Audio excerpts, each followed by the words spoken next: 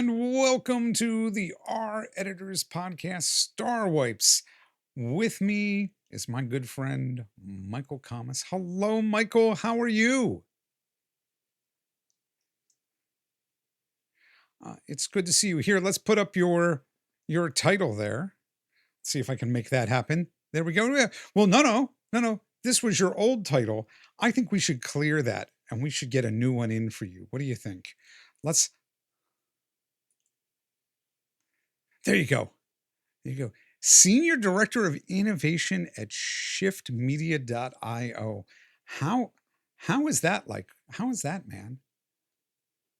Thus far it's been great. I've been there 3 weeks. I don't think a lot of people know the Shift Media name, but you probably know Wire Drive. You probably know Media Silo. You probably know SafeStream, maybe, or one of my favorite tools is screeners.com, where pre-release content and for your consideration content is streamed, and you can log in securely, watch it. It's forensically watermarked, visually watermarked, and if I understand correctly, I think 2/3 of all the quotes you see on movie posters and TV shows and during advertisements, they come from folks using screeners.com.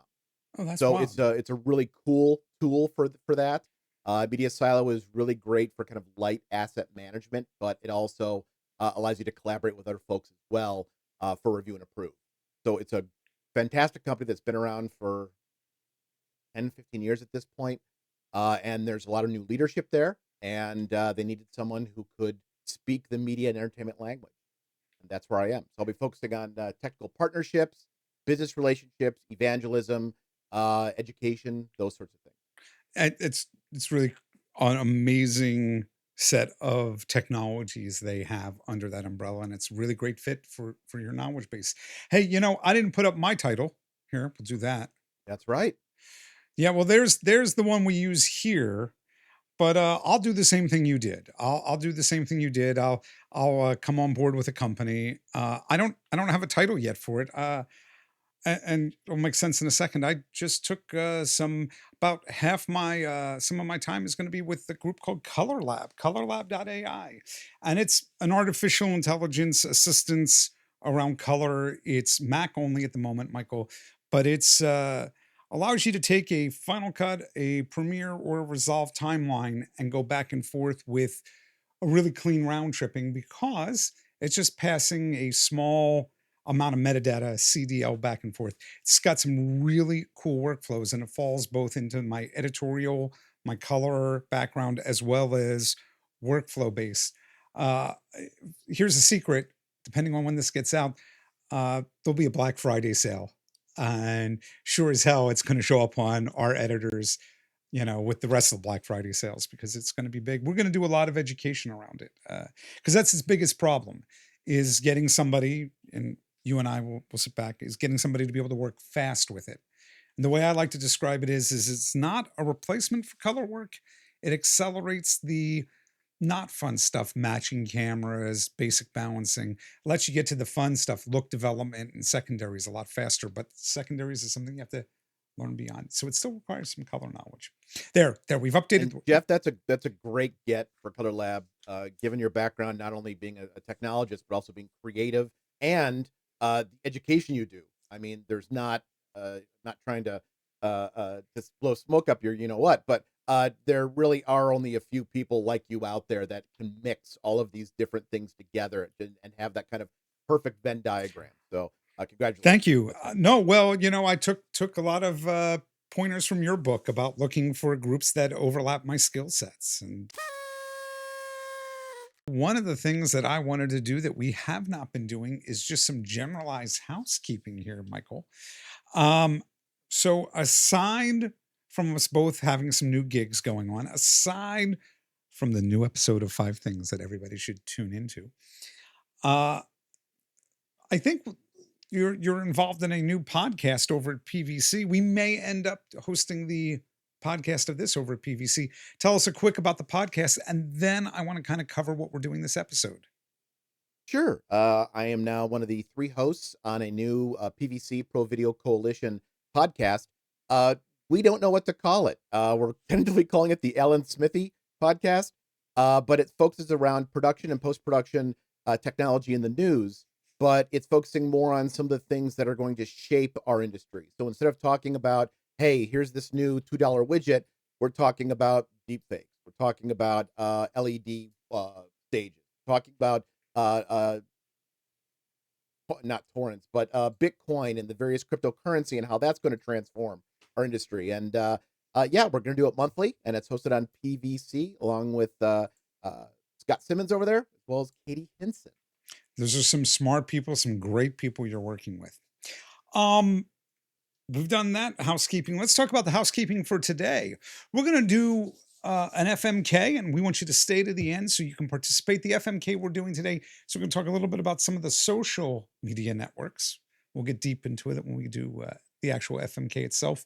The two long forms we're going to do, we're doing one on Rockstar editors, and then the other one is on YouTube Grind. And then in our short forms, we got about 7 or 8 of them, including the fun one, which is somebody used a star wipe on broadcast television. So with that being said, let's bring up our curtain and let's get to our first of our long forms. All right, Michael. What is with all the job posts looking for a Rockstar editor? As soon as I see the word in any job post, I know to avoid it like the plague. 9 times out of 10, the rate for the amount of work is laughable. How did it become such a ubiquitous term for people to describe the editor looking to hire? I've never seen any job posts looking for a Rockstar accountant. Wow. Just wow. Rockstar editor. I Before have we a lot of dig, opinions on this. yeah, I want to do Because your and my opinions before we dig through this. this feels like it's the second, third, or fourth time that this term has resurfaced and used again. I remember even seeing on this sub years ago, everyone who was looking for an editor was putting Rockstar in, and people were lamenting about it. I think that the term Rockstar was supposed to be something like edgy, someone who was opinionated, someone who would do things a little bit differently, someone who was hungry, and I think that was what was attributed to Rockstar. And I don't think when you look at for accountants, you want someone to be edgy. You want someone to be get Look, stuff right. I You want my know, accountant to snort coke and like be really creative about what they do with my finances. And just like a rock star, if I get audited, I want my accountant to be dead somewhere in a motel room. That's all I can I tell think you've you. been watching too many '80s kind of cartel movies. That's what it sounds like. It could very well be. I mean, to me, the idea of a rock star is somebody who's going to be absolutely amazing and worth every dime of the big bag of money we're going to pay them. They're my headliner, not my, I want to work for free because I think your tech company, is an amazing, sexy thing. And I'm really struggle with the idea of people saying, I'm looking for a rock star editor to pay $10 a video. Well, to play devil's advocate on that, with the plethora of posts online that talk about what HR expects you to do at a company, there's all the basics and whatnot. How do you stand out in terms of looking for a certain candidate, right? Like, what terms are you using to draw those people in?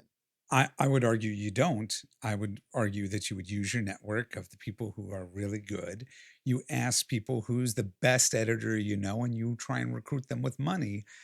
What I think that has become, is we're instead shooting for the bottomest of bottom level and we're trying to make it sound great and pay you nothing. And I think that's always well, uh, it, we see it all the time with people trying to break out their YouTube channels where they go, oh, well, we'll give you 20%, 40% of the channel's revenue once it makes revenue. I think I've told you this one before. Every time I encounter those, I go, how about if you give me 51%? If you're willing to give me 51%, 60, 80%, I know that you believe in your product. Mhm. And if you, right? Um, let's take a look at I some of, honestly, I honestly don't think the term rock star, when it started to be used, was meant to say we want to appeal to a lower experience, low pay person. I honestly think it was used because we want to get noticed by someone who isn't just your 9 to 5 clock punch. I think I think because it was used. 100% you're looking for a superstar. Mhm. 100%. And I think what's instead happened is that we're trying to give you, make you feel important and not be important. So let's take a look at what was said here, because I think it's pretty interesting. Starting off here with Brock at work, with, by the way, massive 134 points here. Looking for Rockstar editor. Description: looking for a shooter with camera package, production skills, 3D animation skills, and a Rockstar editor to do YouTube videos for a super rad startup. With C3038 saying, pay first 10 videos free to see if you're fit, $10 video after the trial period. My lord. Like, dude, this is what I expect. This is, the sort of insanity. iFilm said, when I think of rock stars, I think of getting paid a lot of money for a short amount of time. When I think of rock star editors, I think of getting paid a little money for a long amount of time. Vincible Andy, people who rely on the exploitation of others aren't often creative. Maybe I can just flatter them with a compliment and they'll let me undervalue them. Yeah, I got to bring up something, and we'll see how much flack I get for this. There's always been a discussion between what's professional and what's not, right? When the new Final Cut Pro came out, is it professional? Is it not professional? Then what defines a creative? What makes you a creative, professional video editor versus not being one? And the reason I'm bringing this up is when we look at this with, you need to create all these videos for pennies on the dollar. Are folks who are doing this, who are taking these jobs, are they considered professional? My argument is always, and maybe I need to start refining it. My argument is always, if somebody's willing to show up with a bag of coin and give it to you, they're willing to take money out of their pocket and give it to you, you're a professional. The counter argument that maybe I need to start making is they're willing to pay you a living wage. Because I think one of those biggest defining items that has come to attention in the post-pandemic time is what isn't a living wage. Quiet quitting being a marketing term by corporations for underpaying people and treating them badly. Um, I think there's a really good point here about there's a difference between breaking into the industry and taking a low-paying job and treating yourself that way and never getting out of that little niche, because as soon as they get the money, they're not going to go, oh, we should raise the money on our rock star editor. They're like, oh shit, now we should go pay a professional because we've been Yep. working with this rock star who's been drunk and passed out, in the bathroom for the last 4 hours. uh we've got a Zellin one here. No one can beat the guy who posted on this forum who was looking for an editor and wanted to pay 75 a week. He wins the award. And Arek says, the funny thing about those job postings is you usually see them again in a few months' time after they're burnt out the person who went for it. I don't want to blame anyone for wanting to get their foot in the door, but going for these gigs devalues us as a whole. Man, ain't that the truth? Unfortunately, that's not going to change. I mean, we can post a sticky in the sub day after day after day saying, demand a living wage, but there's always going to be folks who are doing that. So I don't think there's any way around it. We can slow the drain, but the water is circling the drain, and I think a lot of it's going to be a lot like audio editing was 20 years ago, right? When people said, look, I can get Pro Tools free and I can start doing some audio work. You don't have to hire a sound editor. And that just slowly eroded at the bottom line and how much people were making per hour. And the same thing has happened with video over the past 10, 15 years because the tools have been commoditized. And photography and design and web design. I mean, it's that balance of as these tools get better, they get more accessible. With the caveat, it doesn't teach client handling skills, it doesn't teach pricing skills, it doesn't teach working with a team and working with somebody at any level. I love our buddy Jason Bodach, Jay Bodach here. It's a euphemism for slave labor. I mean, that is such a truism. Uh, and I love the new Mike 3400 says something that was true. A rock star used to mean an editor who attracts client. It's not used much these days, but it was literally the job description back in the day. It means you dictate a high salary as you'll cover it with increased revenue to the facility. It's not a terrible analogy, as the more hits you have, the greater your client pool pull. Um, that is really disappearing, along with Citizen Sam saying, I feel like there's a bit of ageism play here as well. But if you're a true rock star in the industry as a colorist or editor, you don't find jobs through job postings that look for rock stars. People are coming to you, right? Because you're known as being that rock star. So it's kind of fun that someone's asking for it when, if you're a rock star, you wouldn't be looking at that job posting. Yeah. Yeah. I think this thread has got such great little pieces in it. I would encourage anybody thinking of applying to one of these jobs just to read the collective wisdom in this post. I'm just going to hit a couple highlights before we go to our second long form item. Rockstar, kick-ass, edit god, run away fast. If any seasoned producer client knew what they were looking for, they wouldn't need to publicly post. It's what makes them the rock stars, or alternatively green. You can tell the kind of people you'll be working with in the ad, but in this case, you're right to avoid the given the ad little thought. They just want to screw you. That's great because you know not to apply to it.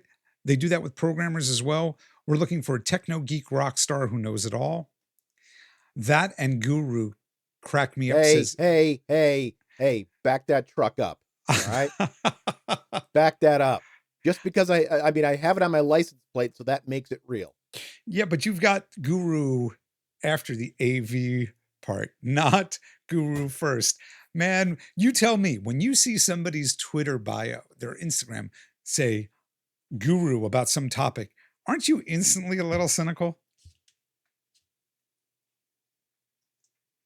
A little bit, but then the larger part of me, and there are several larger parts of me, that came out wrong. The larger part of me is that, let's see what you got. I want to see if you're worth it. One of the things that I say all the time is, now that I've told you, now that we've got like this ground floor, that's the bar I got to jump over. And I'm now going to jump over that bar on purpose, because once I jump over that bar, we know that I can accomplish. We know that. Now it's just me. How often am I going to jump over it the next couple hours? Couple more real fun ones here. Real fun ones. Imagine Axl Rose editor that's just so awesome they don't ever show up. Bon Mao, avoid like the plague, COVID, RSV, Ebola, monkeypox, herpes, and Rockstar. Wheat Woozy, had to tell my old producer to stop calling me a rock star because while it's wonderful to get kudos, I wouldn't have to be a rock star if he just made sure everyone else was doing their jobs correctly. Easy Shucks, as long as you can make it cinematic, you're good, right? Throw a lot on there. And there's one reverse here. Silver Shanks, I can tell you exactly why this happens from a director-producer perspective. We are so desperate to find actual, competent, talented, passionate editor from the pool of non-guild editors. We say things like rock star. We don't need a rock star. We just need someone who's not going to do a piss-poor, half-assed job and try and charge a guild editor rate for the privilege. This is an editing forum, so we like to wave the flag that all editors are amazing and all producers morons. It's just not true. A lot of editors have insanely puffed up sense of their ability levels. Others are plain deceptive about their credits and reels.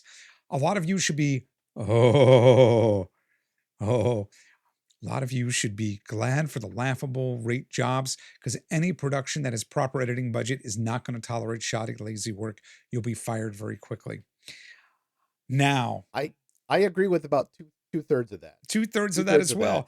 I will tell you once, and it's not a story for today, but I was in the room where, shoddy, lazy, I think the editor's name who was fired, he came out and he said, got up in front of the group of audience because he was there as the speaker. He's like, I just got fired from the feature I was working on, and I'm not going to tolerate shoddy, lazy work. That might have been Walter Murch who got fired.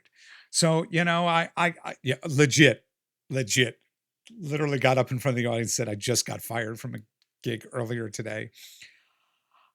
I think that there is I'm going to go and hire people randomly off the internet without any level of ability to vet, versus what the guild exists for, what unions exist for, which is to some degree go, no, I've put in my time. We're all going to agree to stay above board, and it's what keeps those things alive.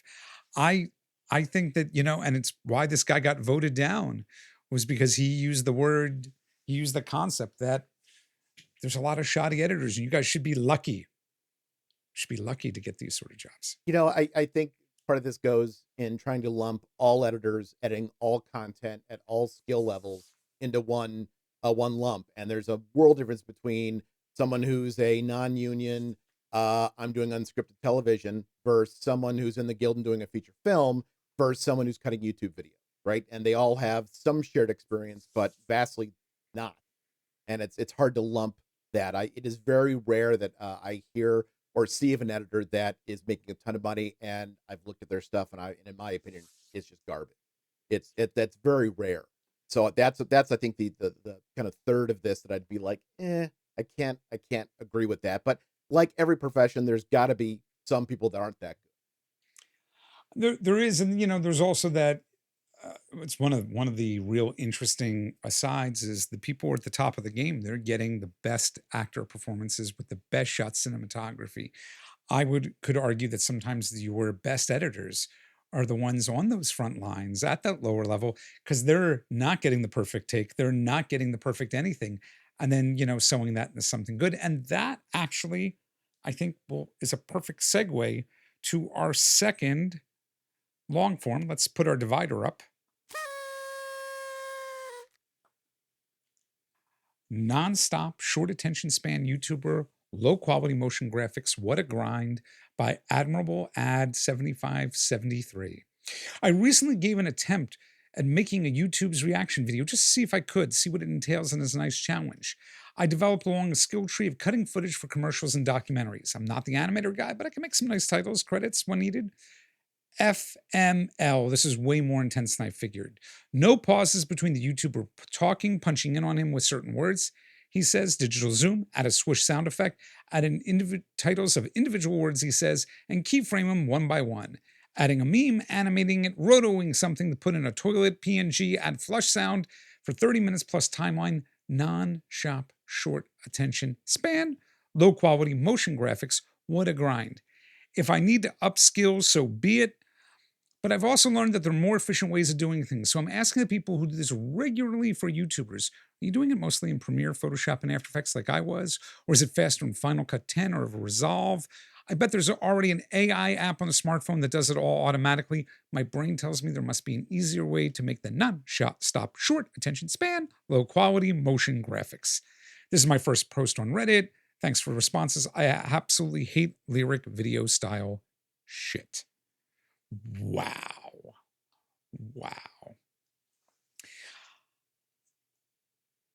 Michael, Yes. there is this whole item of if I had an entire crew to do the work, if I had a bunch of, if I had 10 editors, 10 people willing, just 2 motion graphics people, I bet you all the work would look better. I think this falls under I don't have a lot of money. I'm going to ask somebody to do everything. And because I'm not really doing a great production, I'm just going to be my personality and have my editor work it out. It sounds like a grind, really a grind. It does sound like a grind, but then we look at some of the more popular creators on YouTube who are making millions of dollars and have millions of followers, and they're still doing it. They're paying their editors decent wages, and they're still churning out stuff that has this syncopation, this kind of on the beats, this kind of manufactured formula. And I think as a few people pointed out in the thread, once you get some of those macros down in terms of this hotkey will put this graphic on screen. I can then use this filter to translate what's being said into text, and then I can manipulate that on screen. I think that there are ways to make it more efficient, but this is a new style unto itself. And if that's not a style you stylistically like, then it isn't for you. I agree with that, but there are 2 pieces of it that I kind of struggle with. And one is the collision of skills that are needed. And the lack of, and maybe this is a good thing, is that there's not I can just go buy the YouTube toolkit and it's got the F1 key does this and the F2 key does this. I mean, I often will see more on editors, I'm sorry, more on video editing, somebody go, "Hey, I saw this cool thing. How do I do this?" "Oh, I just can't buy a plugin, that presses a button and does it." I'm like, No, that's often not the case." And I think this falls into, the pricing here for this sort of stuff. Helix Flush brings up a user last week posted a link and said, "How much should I charge?" And it's exactly what you described. Surface level, it seems fine, but when you get into it and have to do it yourself, it's like a death sentence. And Jay Ruby said, "I worked for YouTube about a year ago doing these 1 to 2 videos a week between 15 and 30 minutes with a few million subscribers. So pay was fairly good. And after a short while, he just made me staff and paid me a salary. But what a grind. Not to mention soul sucking. This style is hardest to be good at, but it's a skill to make a quick workflow. I'll say by the time I quit, I was able to cut the process for one of these videos to 1/10 of the time. The trick, and wow, this is my favorite part of this, Michael. The trick is to have good, built, organized libraries of all the assets you end up using commonly and building your essential graphics so you don't have to rebuild commonly used movers and can do almost all the work in Premiere. Got to the point where I could assemble all the things and edit them with minimal playback, just looking at the waveform. Editing stuff you don't like can be the worst, but it's still nice to work with your skills and keeping the muscle memory in place. Man, that is like the secret here, and there is no pre-built kit. Right.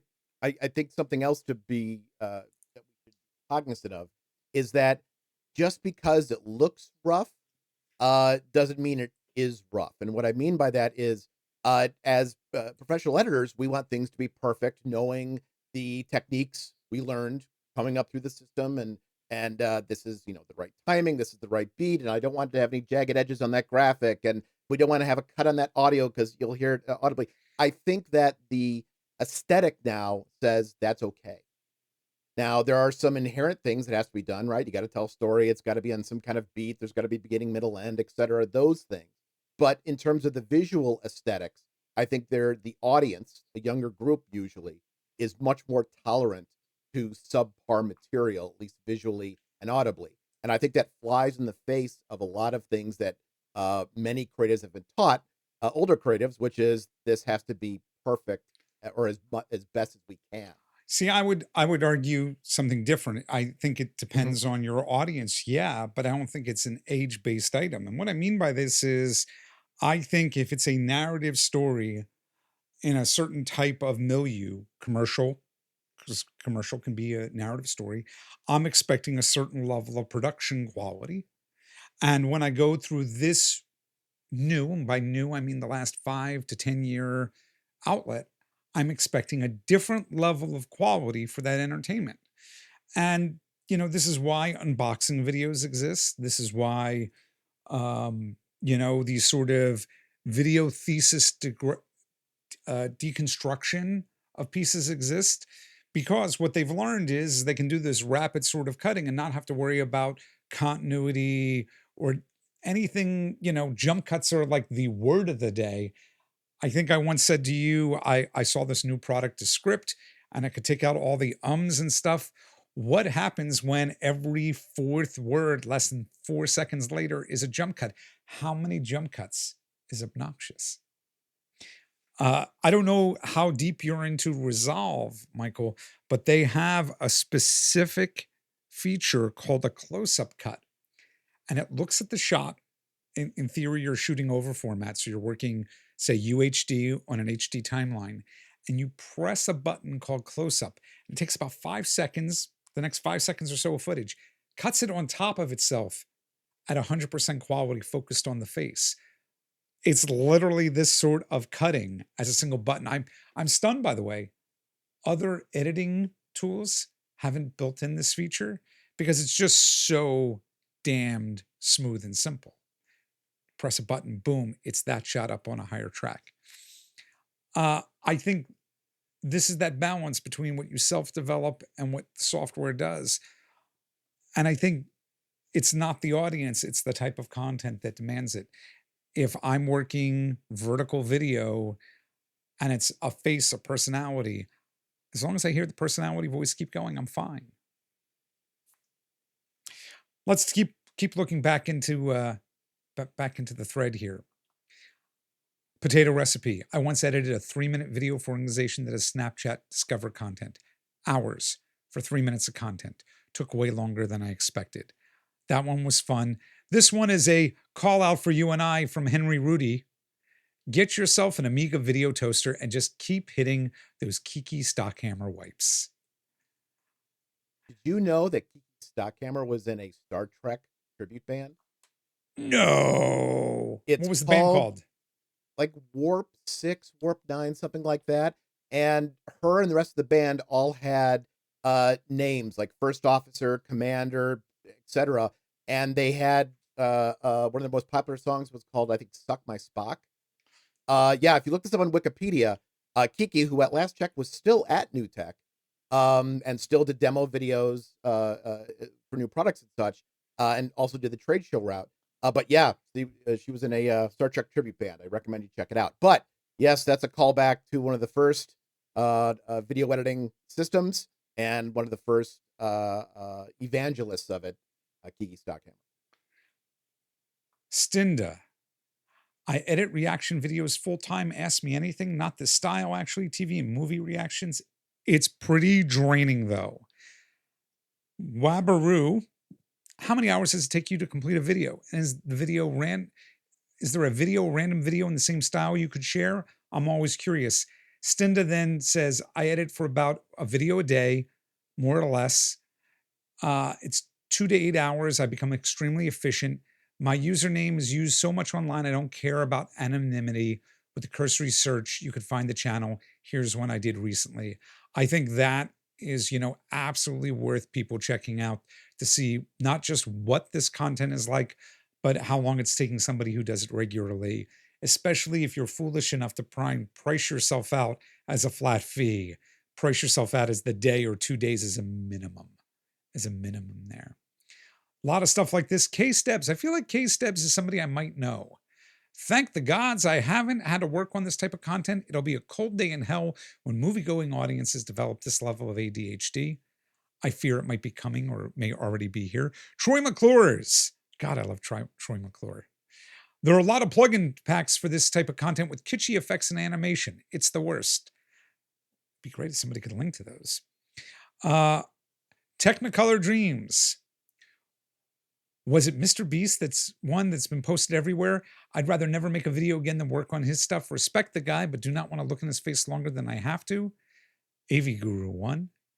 Mr. Beast has got about a dozen people editing content, mostly AEs manually syncing or doing multicam while pulling selects for an assembly, and a couple editors doing the final cast, all being done in Premiere. I think that's the classy way, the professional way to do it. You're attacking the problem with an army, not asking one person to do all this. At any point in time for Mr. Beast, depending on the video, they could have 50 angles going. And that's not an exaggeration. That's not hyperbole.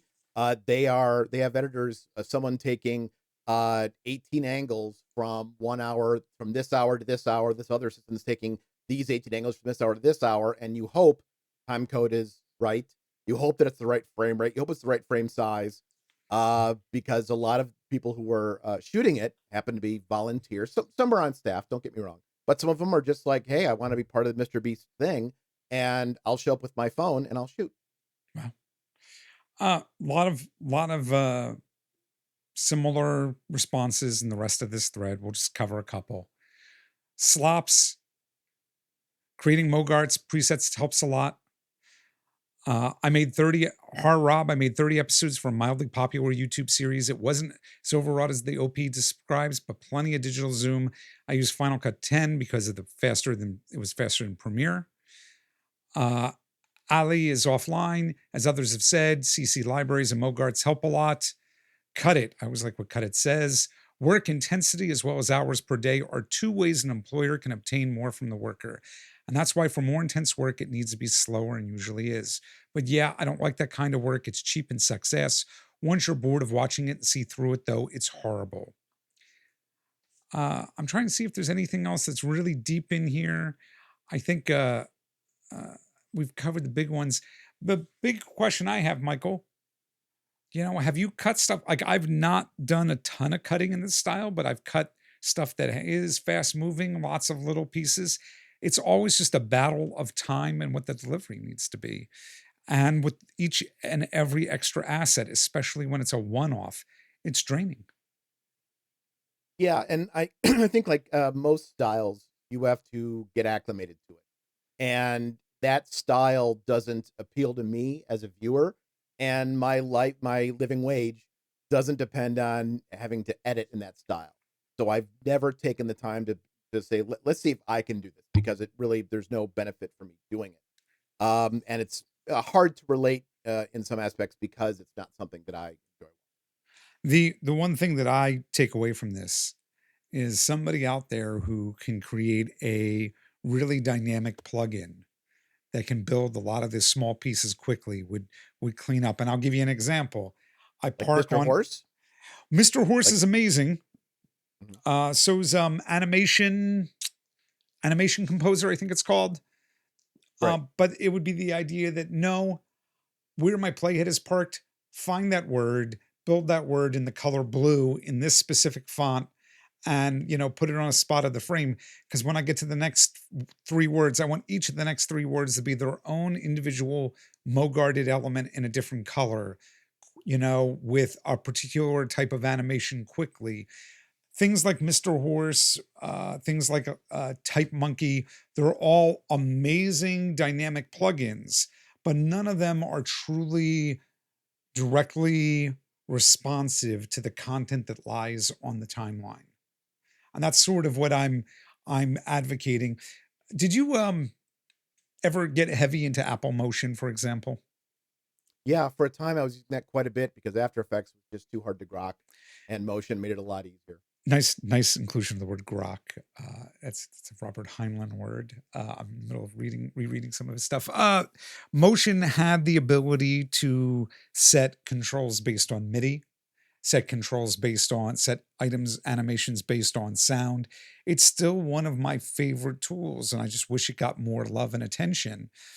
But this idea that you could like say, hey, a sound exists from here to here, animate based on that is not hard to do with motion.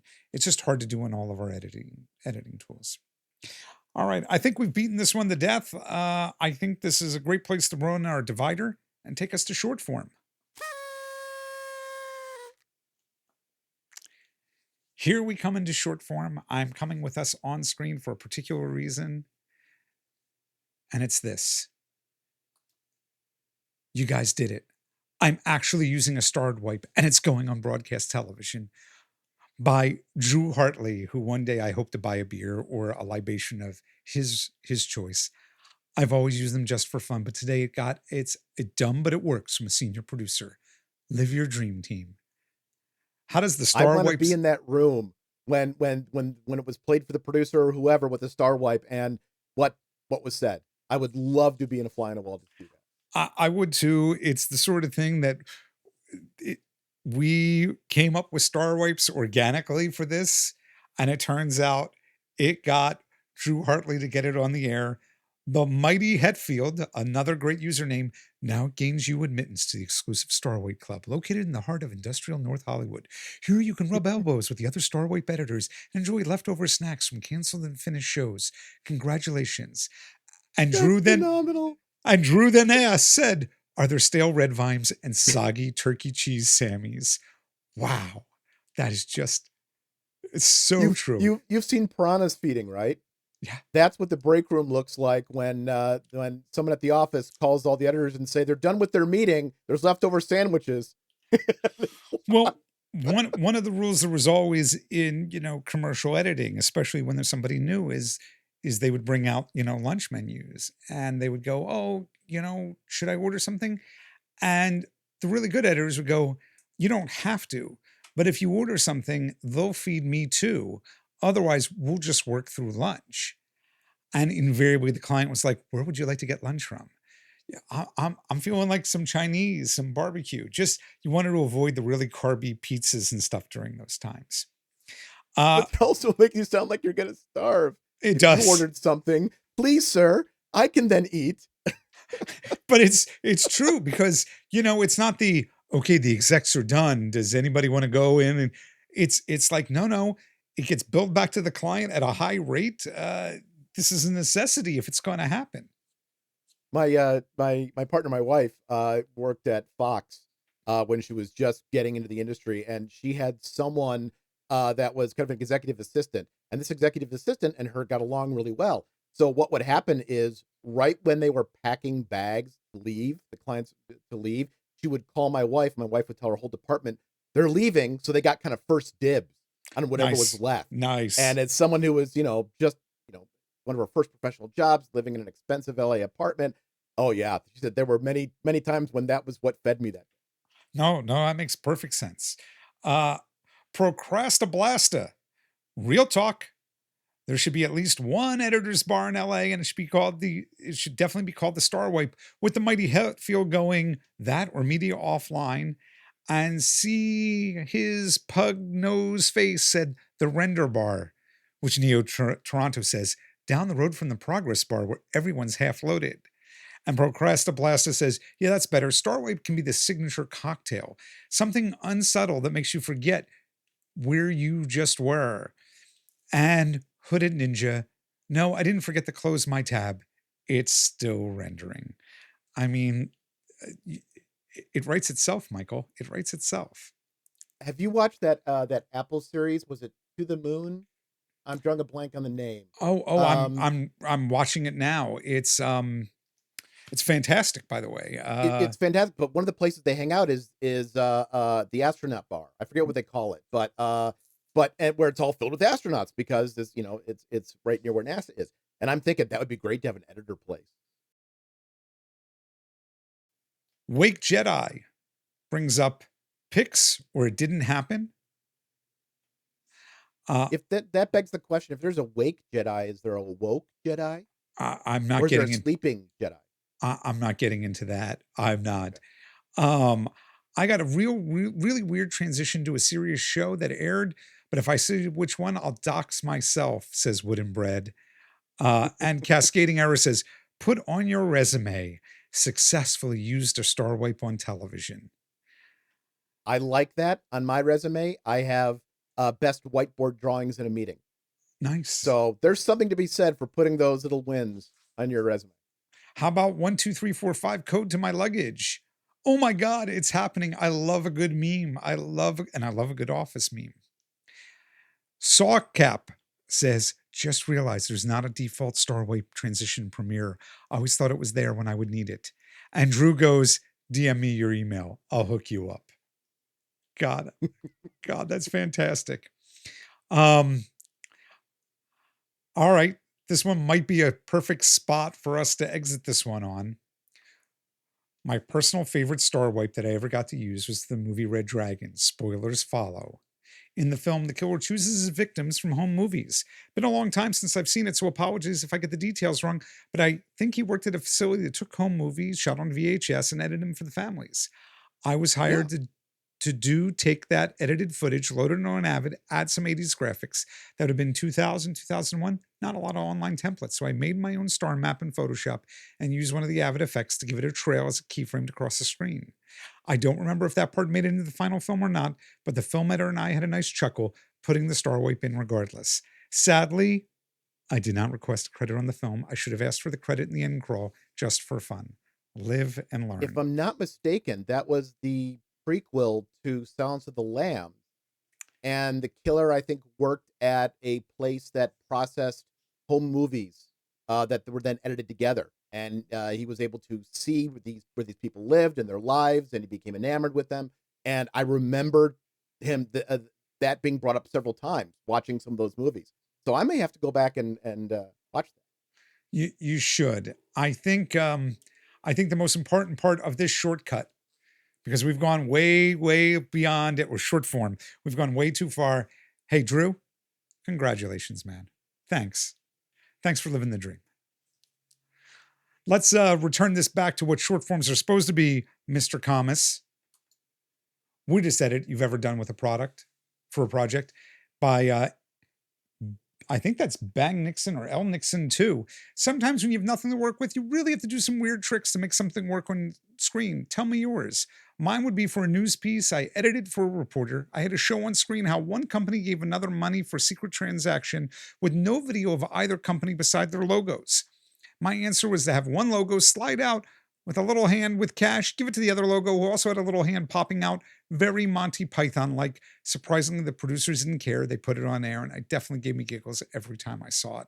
Man, it so follows from Star Wipes this idea that you use some bizarro wipe, and maybe this even translates back to some of the YouTube discussion because you just have what you have, and you've got to do something. What is it? You do it 3 times, and it's a style. I can share my experience. I don't know if I've told this story before, but so I'll make it quick. I was working for a company that was going to do a live webcast using a product which had a brand new feature. The week of the webcast came and the product was not going to be ready. So we made the decision that we have to fake that this is live. So we had live Q&A at the end, but we still had 30, 40 minutes that were supposed to be live and couldn't be. So we pre-recorded everything. And so I did interviews with people who were remote, but I had to orchestrate transitions without it looking like a transition, because the transition, hey, you did that in post.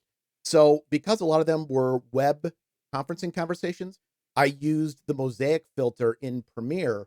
And when I saw a chance for a cut, I would throw the mosaic on there and then orchestrate what looked like it was quality is dumping, freeze frame. And if I did it at the right place, I could then cut the dialogue into kind of a J cut, so to speak. So when the video finally caught up, the person I'm talking to keeps talking, and it looks like a live edit. And I had to do this with 4 different people, including people who weren't really savvy. So I had to orchestrate all these stuttering Skype dropouts and B-roll and whatnot. And the best comment we got on there was one person just talked at length, and I had to almost interrupt him once in the edit to make it play. And someone in the comment section said, "That host is so rude. He keeps cutting this guy off." And I just was like, "Yeah, fooled you."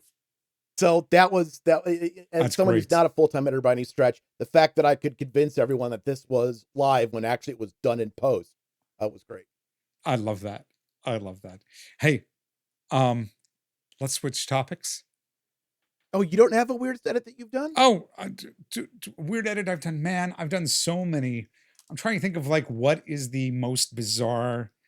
Yeah, I think I sold a client. I sold somebody on just all soft edge wipes because I'm trying to think if there was something like I legit, Michael, don't remember some of the back when morphing software was a real thing. I a couple times had to build like things that would require a VFX budget. Nothing comes to mind. Maybe there was a star wipe that it was buried deep in the QuickTime transitions of Final Cut 5 or 4. I think that one I legit did a star wipe, using that. A heart wipe. It was meant to be for a corporate Valentine's, ish sort of thing. And I'm sure I used a heart wipe there. But I don't think that's weird. I think that's, right with the That plays. yeah. That's appropriate. Yeah, that's how I've tended to work always, though. I want to move us to what if we could collectively buy Avid and over time make it open source? No, I think that's a bad idea. I think I love XPOM Expo Man 42 for even considering it, but oh dear God, I would. That's a rough call, Michael. So show you how small the industry is. I don't want to dox the person, but the person who posted this, after it started getting some traction, called me. No way. So, yeah. I've known him for well, I've just gendered the person, but we've known each other for several years, and the logistics of it checks out. But I would not want to be in that place. And having such a massive piece of software as Avid and used for such mission critical workflows to suddenly be led by committee, an open source committee, I think things like this should be with smaller companies and smaller groups who can deal with this without having to answer to thousands or more people. So I can't disagree with the logistics of this. Not having done it, I don't know how viable it is and how many people would actually buy in. But I personally would be in favor of any company making a product like this to go open source to the not open source, but to the community. Well, the thing that I think is most I love open source software. There's a lot of great tools out there, but much like communities, they tend to be championed by one or two or three people. And this is going to be controversial. Generally, the UI is shitty and doesn't get any better. And there's no attention to the UI because the people are spending so much time coding that they never go, we really need to do a full level paint job. Whether or not you could get enough people to work for free or near free, eh, what I'm really hearing, what I'm really hearing by the poster is Avid isn't addressing features as fast as I want them, need them to be for my usage. And if Wall Street bets can do this sort of stuff, if groups can do uh, uh, a open buyout, we could get the things that I think are more important at the front of the table. I mean, that's what I kind of sense at the end of the day I think is there's one more thing to it, and yeah, it's Avid has historically been kind of a walled garden, right? The You can certainly work within their plugin structure, but as of today, there's no shipping SDK for their panels, right? That's kind of Adobe-like, so you can more easily get into their ecosystem and interact with them. So I think that's probably part of it as well. Not just fix the things that are broken, give me features I want, but hey, I'll take the onus on myself and I'll build those. I just don't know how to get it into you because you don't expose them. yeah. I mean, that's I think a really sharp call. I know it's a real major headache along those lines is and they're and let's not play games. They're not the only one that obscures some of their stuff. Black Magic obscures some of their stuff. Apple obscures some of their stuff. You can't use a Black Magic Surface for anything other than Resolve, and they really have only exposed how to talk to Resolve to a couple companies. Same thing to some degree with Apple. If you want to use a color control surface with Final Cut, you've got to install a third party open source tool to get it to kind of trick it into doing what you want it to do, called Command Post, by the way. The only other, or one of the other things I wanted to cover here was that Sten Scott says, I love this and hate it at the same time. Why would programmers work for free making our software better? If the group full of crypto bros and America First fist bumpers couldn't raise 40 million, how could a couple overworked artists raise 750? I mean, I like it, but I also don't know why you would do this. And the edit he made is he can't wait for our take on this. Um, that's like I would sooner with any software company, I would sooner sit on an advising committee telling them what I think is important than foolishly trying to take the reins and run it. No, I agree. Right. Um, it's the OP goes, and they're clearly passionate about the industry. They've got a lot of credits, at least based on what they say. They've got a lot of passion for about open source in it of itself. Um, but it's the API, it's the allowing of independent programmers to do stuff. I originally couldn't figure out what the hell they wanted this to be able to do. And I think one of the pieces is that this software was built. There are so many people using the software that are younger than the software, Michael. you know, it's from 1988, and they keep those workflows right. And I asked them specifically, what is he trying to fix? And he goes, he's not. It's he's trying to sit back and just across the board dealing with the legacy technical debt problems with the software. I love the passion though here. I love the passion. We have a Zelen alert here. Oh, Bob Zellin does bring up a good point. Do you know that Avid's money comes from Pro Tools? I encourage everyone to go to avid.com and scroll down to investor relations. And part of being a publicly traded company is that they have to release earnings and et cetera. And in their slide decks, I actually had to pull this up for something else completely unrelated last night.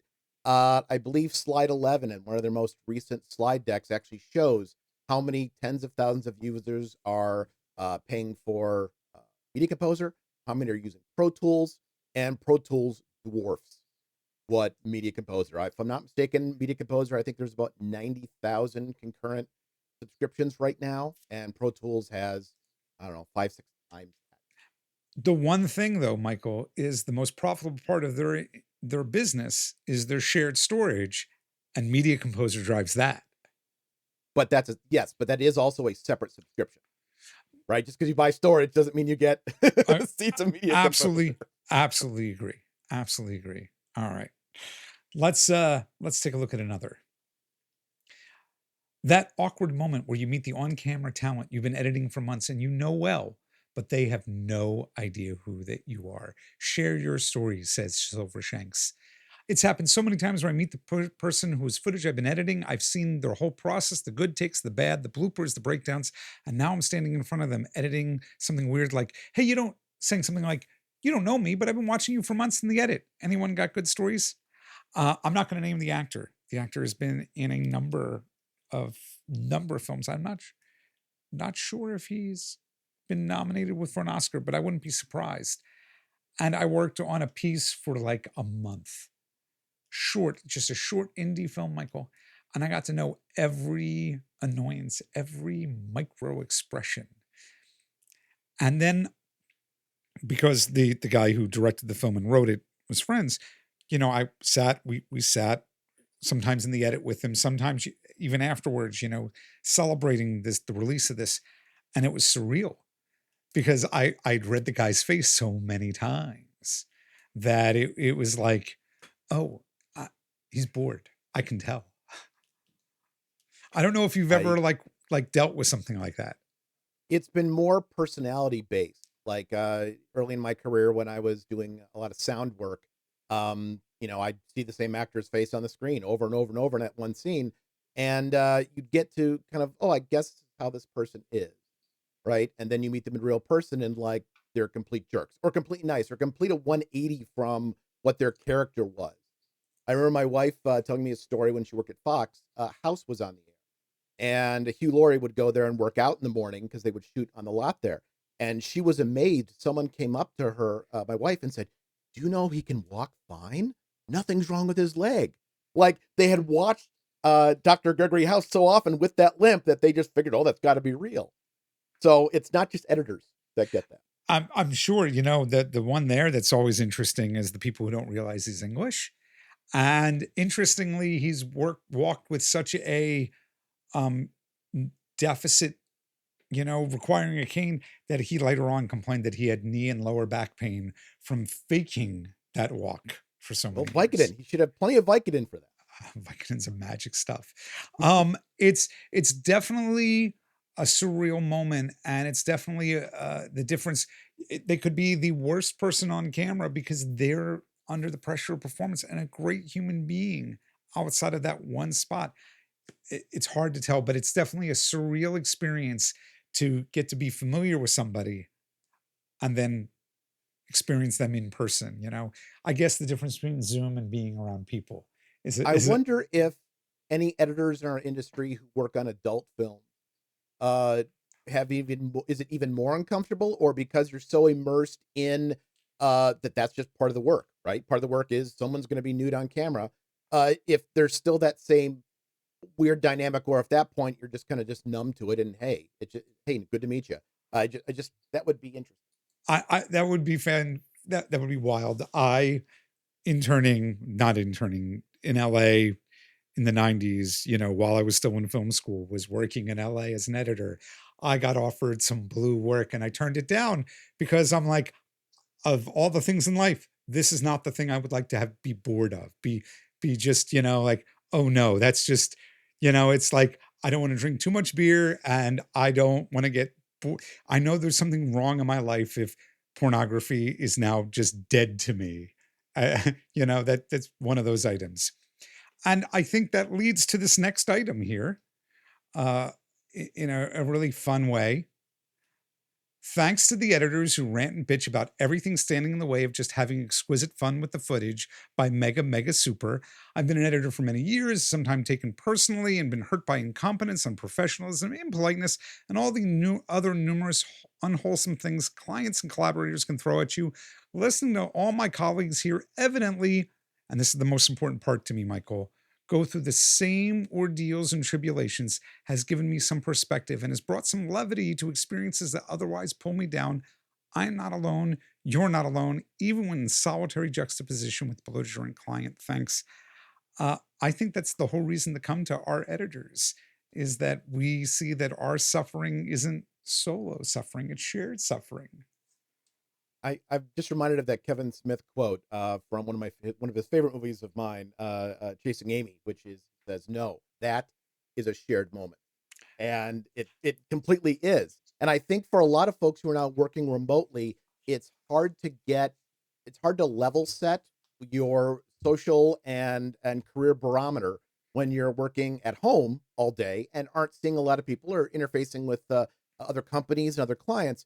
And so to hear other people saying the same thing you are, not that an echo chamber is good, but it does kind of right the ship in that, okay, even though this sucks, it's still the path everyone's going down. So I'm not falling off to one side or My brother recently, really made it a point when I went and I spoke to him about something. He's like, "No, man, it's really important that you have a space to vent at. That you've got to have that sort of thing, and it can't always be your wife. It can't always be your friend. You need to be able to have that because they'll have too many opinions if they know the players too much." Um, I do want to bring out KJ Mass One's quote here because I've had it quoted different ways, but I'm going to use the exact one there. Remember, we aren't doctors. It's just a video. And, that idea that nobody's going to die because, deadlines are met or not met. Unless, of course, it's an educational video about medicine. That might be the only one, Michael. That might be the only one. Hey, this brings us over to something from Ouch National graphic design courses for editors. Hey, all, I'm a working editor for mostly corporate clients, and I'm constantly getting asked to do graphic design work. However, I'm lacking skills in this field. Can anyone recommend a great graphic design course for a true beginner of design? And I think Owl My Sciatica has the best answer in this thread by far. I'm transparent with my clients and tell them I'm a proficient editor, but I only manage simple motion graphics or manipulate templates. They could hire a pro motion graphic artist to work twice as fast for better result, while I can spend time on the edit. My rate is high because I'm a good editor that can work fast. You don't want to pay my day rate for mediocre graphics. Plus, I don't like doing it. Usually the producer says, okay, no problem, and hires a dedicated graphic artist to work with me. I think that's the most important takeaway from this, which is if you're already competent with motion graphics and you don't know how to do a technique, yeah, maybe you can go Google, YouTube, something on that technique. If you're trying to learn a field from scratch, I don't think you can do short of putting in a year to be, come off that 10-hour arrogant, 50-hour arrogant. You need to for graphic design, you probably need a year of making mistakes before your graphic design is professionally at that bottom bar. Thoughts on this?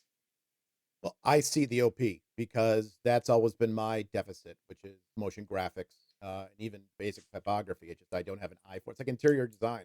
I just don't have the eye for it. But I also realize that the projects I work on are solo projects, and I have to do it because there really isn't any money coming in to justify being able to hire someone. So I have this bookmark. Yeah, it's a great thread. I throw a mention in there. LinkedIn Learning is great as a quick primer. I'm a big fan of LinkedIn Learning above, say, YouTube. And a lot of libraries have it for free because they do have professionally done courses that are well researched. But there's one other piece here that I think is important. One of Joey Corman has a website called School of Motion. And if you wanted to go through that 6 month to a year period, this is where you would learn motion graphics. It's much cheaper than going to a school just for motion graphics, but it's not like $50. It's not $100 inexpensive. And he's got a class called Design Kickstart. He does a lot of really good, strong work across the board. And I think the pandemic has only helped their attendance because people have had so much downtime. So I think those two are really great resources for people. Okay, and over to We're Spoiled with Technology These Days by Scott Hall. I remember capturing footage from my parents' old 8mm camera. Over the years, things got better. Nowadays, I just got done rendering an hour and 15-minute HD multicam presentation in 4 minutes. Dynamically linked AE comps. Resolve 18, you can now denoise, have a bunch of grading, 10-bit, and play it in real time. I love this thread. I love this thread for nothing. It's not a huge thread yet, but I love it for nothing more than the idea that not to forget the amazement of what these tools do and do over years. You know, I don't think either of us, any of us, got into the tech tools because we didn't think they were amazing. And with that, we have a Zellin sighting here. Yeah, these kids these days, when I was their age, I had to edit in the snow. We had to cut videotape with our teeth. No one believes in order to do a simple dissolve for broadcast quality, you had to own 3 $80,000 VTRs, video tape recorders, and an expensive switcher and an $80,000 edit controller. No one can understand what a Quantel paint box was for $250,000. Waiting for Mike 3400 to add in his smartass comments. I didn't see him there. But yeah.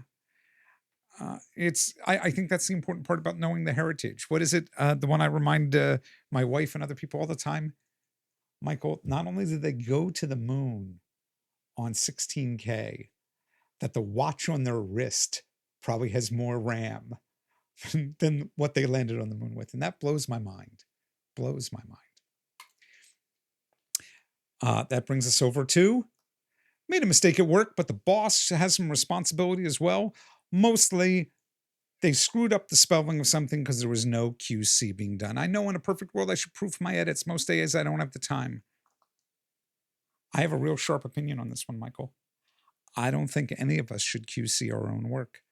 I think that if we made a mistake, we're blind, and that's why somewhere along the line, your producer, your client, somebody needs to openly acknowledge that they are going to check your spelling. They're going to be the one who looks at it without your tired, exhausted eyes on the work. You just finished the last episode of 5 things, right? We should edit. We shouldn't edit that, but that's the exact example on the QC side. Does somebody QC 5 things for you? The script, I often do peer review because sometimes I get into really nitty gritty stuff that I have to talk to the manufacturer on. What I normally do is I watch it on a screen I don't normally watch it on. And so I will pump it to the large TV I have in the living room, or maybe I'll watch it on my phone. Just something that's not in the same spot where I've been cutting. The one that I learned from copywriters about reading text is they say to you to read from the bottom up rather from the top down, right? Anything to break yourself out. But I think they have the market advantage that they're not the writer of origin. And I think the same problem exists with video is that you're trying to get to the end, you're trying to hand it off. You can't see the same, they're soul crushing. Somebody comes to you and says, hey, I need you to fix these 4 things. You go, great, let me see how fast I can do it. When you see it, it's painful. Anything else you want to add here other than the boss should be doing the QC work? I think, yeah, there should be a conversation. I need you to check this before this goes out. And this, I'm going to be the dick here, but if I communicated like this person did in their post, I can't believe the boss isn't already doing that, because there's typos in this, there's capitalization things, there's dropping F-bombs that don't need to be dropped in something like this.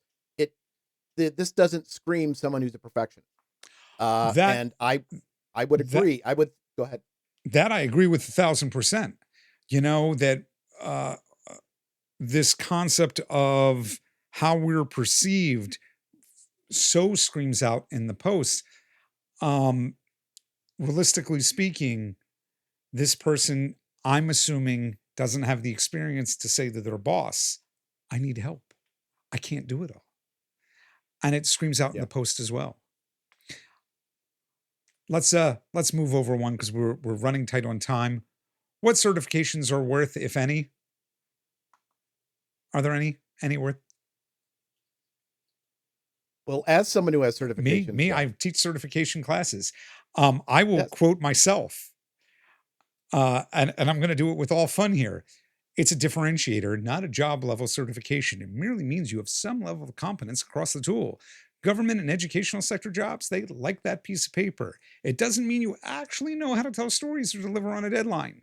Internships are invariably worth more, especially as post internship toys have people who speak well of you. Now, interestingly, there, I need to do a spell check. It should be, especially as post internship opportunities have people who speak well of you. I don't know what Toys is doing there. I'm going to edit that later. But it's that idea that the internship and working with other human beings does more for your certification than anything else. And I think there's a Zellin piece here that I want to call out.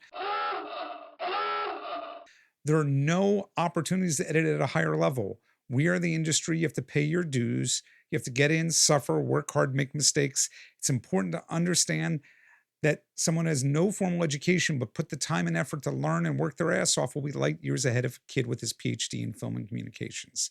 This ain't American Idol. It applies to post, acting, being a musician, dancer, being in the fashion industry, being a skilled anything, I think. I think there's some verisimilitude to truth, heavy pieces in truth in there. I've got two Yeah. angles on this. First is that, to your point, it's a differentiator. So if you're going in blind to be hired, and it's between you and someone else who has the same qualifications but doesn't have a certification, I think the hiring person is going to look more favorably towards you. Also, and I've said this for years, and I'll keep saying it, there's an untapped resource about getting into the industry. You're going to get hundreds of submissions for people who want to be editors. You're going to get a handful of submissions for people who want to do technical things for the editors. So if you get a technical certification, you get hired by the company, you then know when a job opens up, when they're looking to hire, and then you've already had face time. You already know who you're working with, you know what kind of work they do, and you're a much easier slide into that role. I got one of my earliest gigs through that sort of background, knowing the tech. I'm being able to serve two masters while I was there. They're like, hey, we can let a lot of people go. We can't let Jeff go because our whole network disappears. Yeah. Let's do our last one here. We'll keep it short. Company issues. I started in a new role called video editor. It was a career choice due to health reasons. I had surgery in March. It started out okay. But I'm now being asked to go out again on shoots, edit, plan everything. It's affecting my health mentally and physically. And I think new Mike 3400 has the best line here. I'd word it, I'd quit. Michael, this is scope creep. It's just job level scope creep, not client level scope creep. And this person needs to go and talk to his management and possibly walk. He says, or she says, this person says the same thing we hear often. I wish I could just leave, but I don't have a whole lot of savings. I'm sure it doesn't pay them great either, But those clear boundary lines are the biggest issue industry wide, whether it's client based or job based. Agreed. You got to speak with your with management and see what can be done there to make your life livable. If not, then you got to start doing side hustles to find it. I hate to put it that bluntly and make it sound like it's easy, but 100%. All right, and that's going to take us out, and we're going to come back with FMK.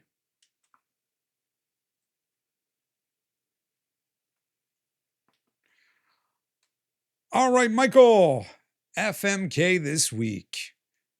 Google the words if you don't know what they mean, but here they come. We've got 3 items for your perusal: Facebook, Twitter, Instagram. I'm throwing you under that bus first, my friend.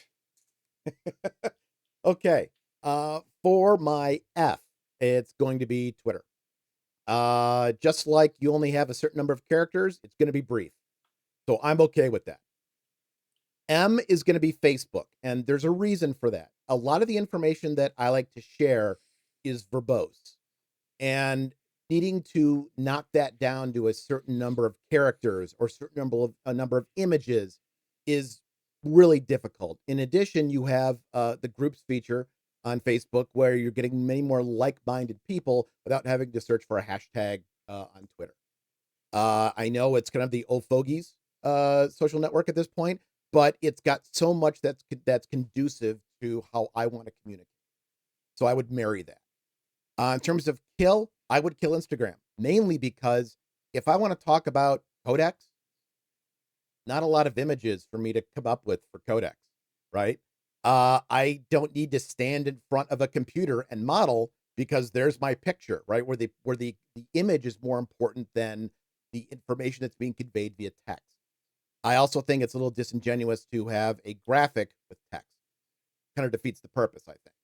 So I would probably kill Instagram just for how I use it. Interesting. So I'm going to give the wrong answer first, which is I would just kill them all. I think they're all bad for our soul. I don't think, I think they've all gotten so convoluted and turned to insular uh, ways of doing evil. If I'm going to F1, I'm going to F Twitter because it's short, sweet. I can look for pieces of it. If I'm going to marry one, I'm going to marry Instagram because it's the least offensive of these. It's got a lot of pretty pictures. And yeah, I think, by the way, there is a way to explain codecs with pictures. I think there is a way to talk about these things. If I'm going to kill one, I'm going to kill Facebook. This, not only is it a cesspool for me at every level, but you mentioned groups, and I run a couple groups on Facebook that I barely get my attention because I don't want to even log in anymore. They won't let me get my people out of Facebook. And that's their intention, is that we're trapped in their honeypot forever. And that it's almost AOL-ish from 2005. They don't want to let you out of their garden. They don't want you to go anywhere. They want to pretend nothing else exists. So I'm going to kill with a passion, with a burning stake through its heart, Facebook. Except I don't have to because it looks like they're doing it to themselves. All right, my friend, that's going to bring us to Nice. this.